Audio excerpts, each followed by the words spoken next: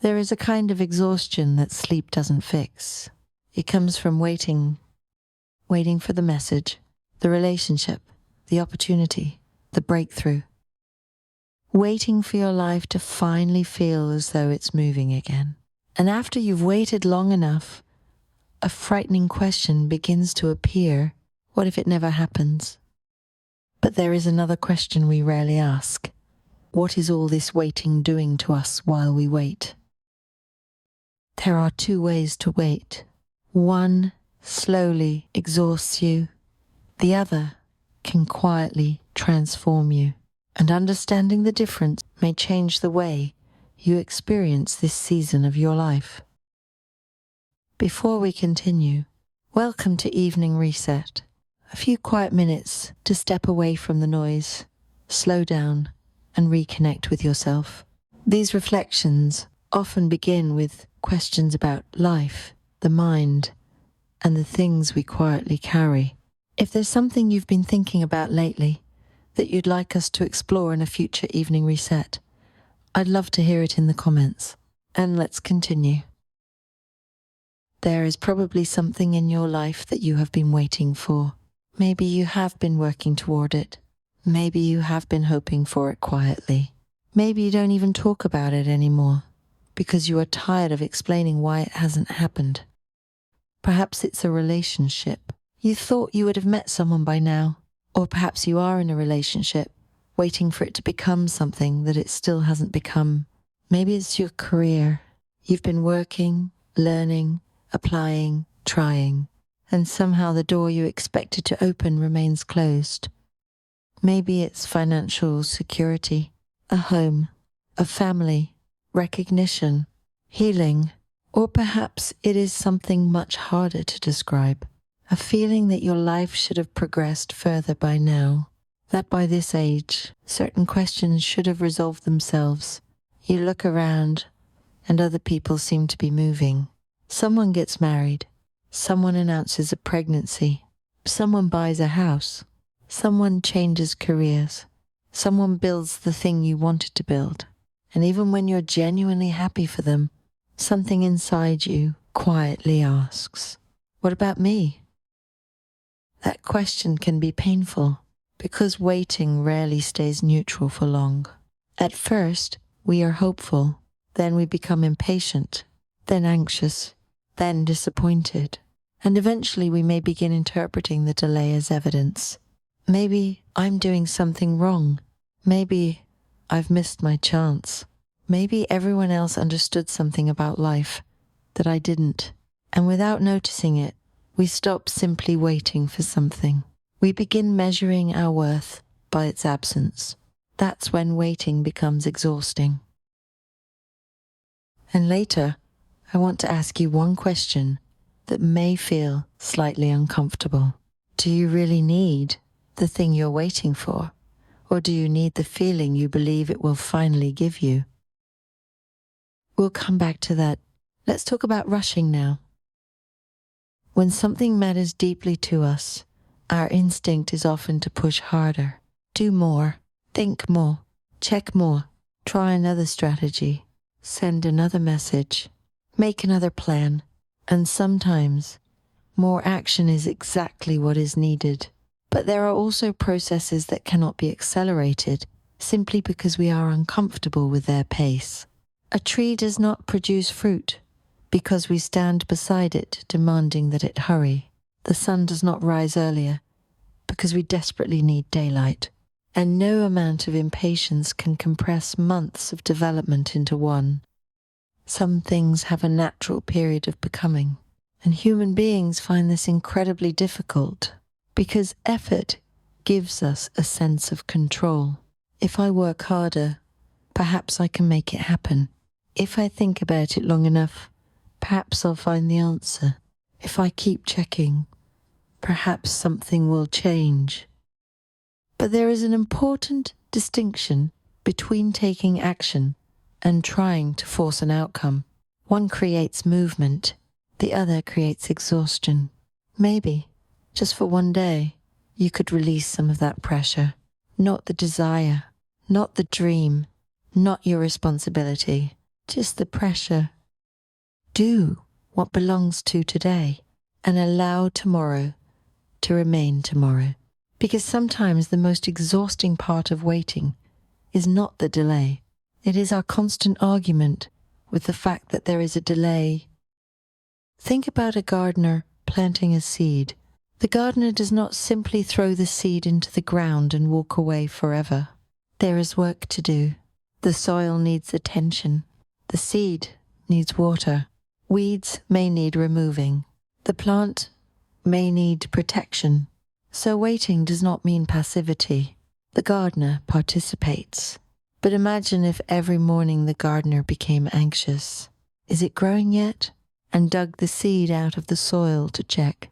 Then put it back and did the same thing tomorrow. Eventually, the attempt to make sure the seed was growing would become the very thing preventing it from growing. We do this with our lives all the time. We plant the seed on Monday, and by Tuesday we're digging it up. Has anything changed? Why haven't they replied? Why isn't my channel growing? Why haven't I met someone? Why hasn't the opportunity appeared? We call it checking. Sometimes it's anxiety, disguised as productivity. You cannot grow something while constantly disturbing its roots. There are things that depend on you, and there are things that depend on time. Your responsibility is to learn the difference. Do your part. Water what needs watering. Make the call. Send the application. Have the conversation. Learn the skill. Show up. But don't dig up the seed every morning. Some of the process belongs to you, and some of it simply does not. But there is another layer to impatience that I think is worth exploring. Sometimes we believe we desperately need the thing we are waiting for, but what we actually need is the feeling we believe it will give us. Maybe you don't only want the relationship, you want to feel chosen. Maybe you don't only want the promotion, you want to finally feel successful. Maybe you don't only want more money, you want to feel safe. Maybe you don't only want recognition, you want proof that you matter. And this changes the question completely. Because sometimes impatience isn't really about desire, it's about pain. There may be something inside us that we are hoping the next achievement will finally heal. A wound we want to close, an emptiness we want to fill, a fear we want to quiet. And when that is happening, waiting becomes almost unbearable, because we are no longer saying, I would really like this. We are saying, I need this to happen so that I can finally be okay.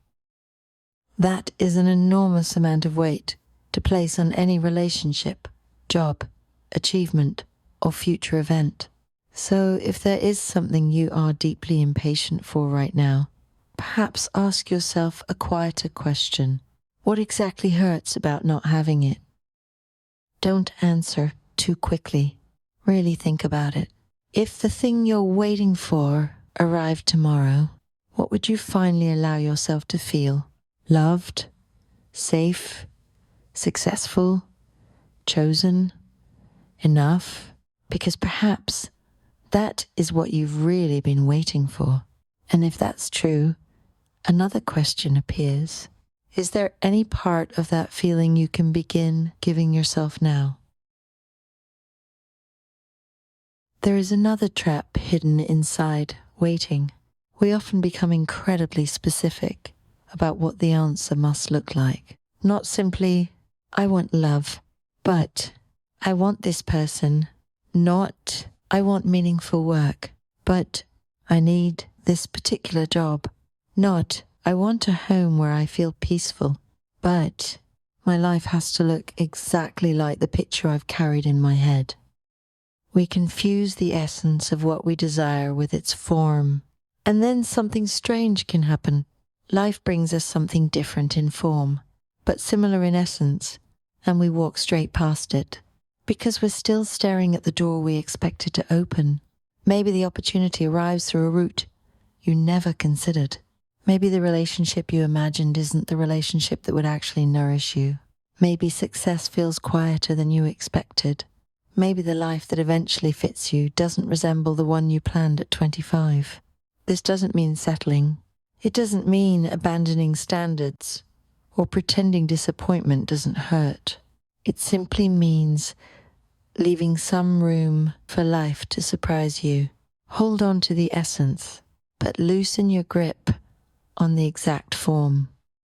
Sometimes what changes our lives arrives wearing clothes we don't recognize. Earlier, I said there are two ways to wait. This is where the difference becomes important. The first is to wait from anxiety. You wake up thinking about what is missing. You check constantly. You compare. You calculate. You interpret every day without progress as another day lost. Your body is here, but psychologically you live somewhere in the future. And because the future hasn't arrived yet, the present begins to feel like an inconvenience, something to get through, a waiting room, a hallway between the life you have and the life you believe you're supposed to have. Months can pass this way, sometimes years, and then one day you realize something painful. You were waiting for your life to begin, while your life was already happening. There is another way to wait, not without desire, not without disappointment, but without abandoning the present. You can want something deeply and still allow today to matter. You can work toward a different future and still make dinner slowly tonight. You can hope to meet someone and still build a life that feels meaningful alone. You can want your career to change and still notice the sunlight coming through the window. You can be uncertain about what comes next and still laugh with a friend. This kind of waiting says, I still want this, but I refuse to postpone being alive until it arrives. Anxious waiting says, my life can begin when this happens. Peaceful waiting says, I hope this happens, but my life has already begun. And perhaps that is the difference between waiting that destroys us and waiting that deepens us. Sometimes nothing appears to be changing because the change is happening somewhere we cannot yet see. Think again about the seed underground. For a long time, from above, the soil looks exactly the same. No leaves, no flowers, no visible evidence of progress. But underneath, something is happening. A root is forming. And roots are interesting because they grow before the part of the plant that everyone eventually sees. Perhaps some seasons of life are like that. You may not be receiving what you asked for, but you may be developing the capacity you will need when something new does arrive. Patience, discernment, boundaries, confidence, the ability to be alone, the ability to say no, the ability to stop accepting what once felt sufficient. We often want the visible result, but perhaps life sometimes asks for roots first. And I want to be careful here. This doesn't mean every delay is secretly preparing a reward. Life doesn't operate according to such neat equations. Sometimes something simply doesn't happen.